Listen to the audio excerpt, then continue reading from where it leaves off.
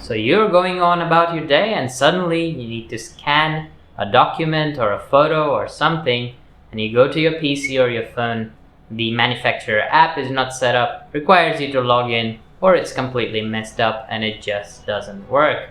You just want to scan one single page and it takes you half an hour to fix all the driver issues, all the problems, and even after all that, it may not work. So in today's video, I'm going to show you how to skip all the manufacturer BS and go to open source options on PC as well as Android phones to solve the scanning problem once and for all. And all of that without a single penny spent on third-party software. The printer/scanner that I'm using is an HP DeskJet 3630. It is a really old scanner/printer. The printer part doesn't work, but I use the scanner bit. I'm going to scan the front page of this book or owner's manual of my giant bike just to test it out so I'm not scanning blank pages. So let's get right to it.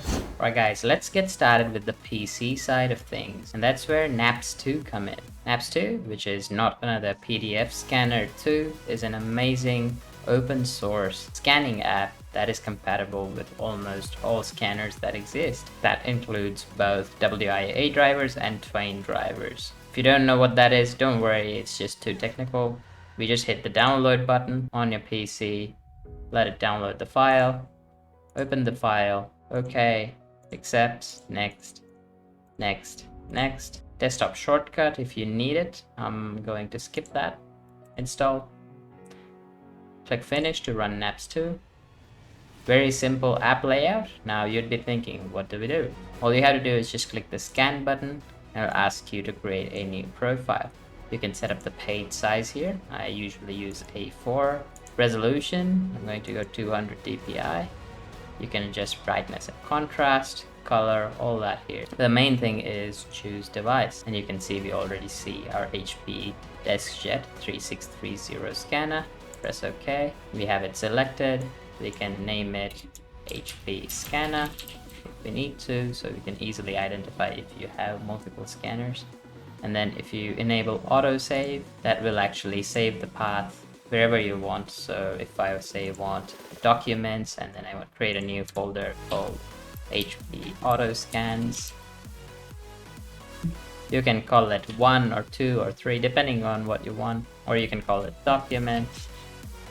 Press save. Here you can configure whether you want 1 file per page or you want 1 file per scan. I'm just going to go simple 1 file per page, but you can select the second option as well. Press OK. Autosave is enabled.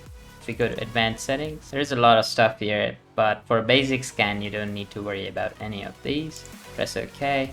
I'm just going to put something in the scanner and then I'll press OK.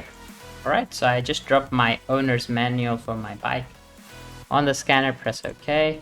And it's acquiring data. You can click on run in background if you wish to do something else, but it shouldn't take too long. And there we go, it's auto saved. You don't need to do anything. Save to PDF. If I click the file, I can open it and have a look. You can see it's a nice, good quality scan. Zoom in to check the quality. It's pretty good. If you want to create multiple profiles, you can create them, or you can edit them straight from here if you wanted to disable autosave and prompt where to save your file every time. That's the PC side of things. You can also click on save PDF and make a copy somewhere else. You can save image, print them out. Really, Bob's your uncle. You can even crop and stuff. Crop from left, I can crop from right, down, up. Very simple to use app. I can reorder the files, move up or down, rotate, you name it. All of the stuff that you would need. For example, advanced software like Adobe Acrobat. It's all here. Even OCR is here. If I click that, English, download the file. It's only 12.9 megs. Anyway, that's the best app for PC side of things. Now let's look at Android. On Android, we have an option to choose between using the manufacturer's app, which is HP Smart, which only works with HP printers and scanners. And you can see the app is very laggy, requires you to log into your HP account, which a lot of people complained recently that actually HP didn't allow you to log in, which made their scanners completely useless because you can't log into their servers for authentication. At that stage, I was like, I don't want to use HP software. What options do I have? Say hello to Mopria Scan. Mopria is a company that is making software for almost all scanner companies, including Adobe, Brother, Canon, HP, Microsoft, Qualcomm, Samsung, you name it, all the brands that manufacture printers, scanners. So to do that, we just search Mopria Scan and then you just download the app and open it. Once you have the app open, you can automatically see my HP printer show up. Just have to click there. Now I can select the type of text, photo, or a mixture of text and photo. I'm going to go photo, I'm going to go PDF, color mode, whatever.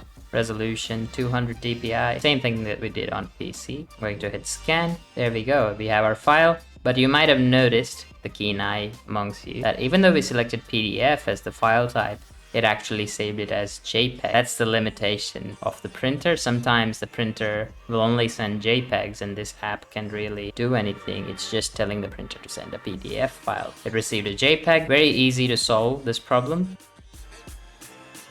Just going to hit print from Google Photos. And you can see now I get a few options. All I'm going to do is just select save as PDF. And you can see the file is right here. Click on PDF, select where you want to save it and what you want to name it. I'm going to name it Giant Manual. And I'm going to save it to my documents folder. Saved. Done. A bit cumbersome to get a PDF out of it, but really easy to get JPEGs out of it if you're just trying to send a photo of a document or a single or a couple pages. But yeah, very easy to use. You can customize all the settings and you don't have to log in. You don't need internet. All you need is the printer or scanner to be in the same Wi-Fi network as you, and you should be good to go. And there you have it, guys. That's how you scan from any device, Windows or Android. Unfortunately, iOS doesn't have many good open source options, but at least Android and Windows are covered. If you're using iOS and you know a good open source app, drop it down in the comment below. Let me know. And smash that like button if this video helped you. Consider subscribing and dinging that notification bell just down there. You can check out my other content right up here. And I'll see you guys in the next one. Cheers.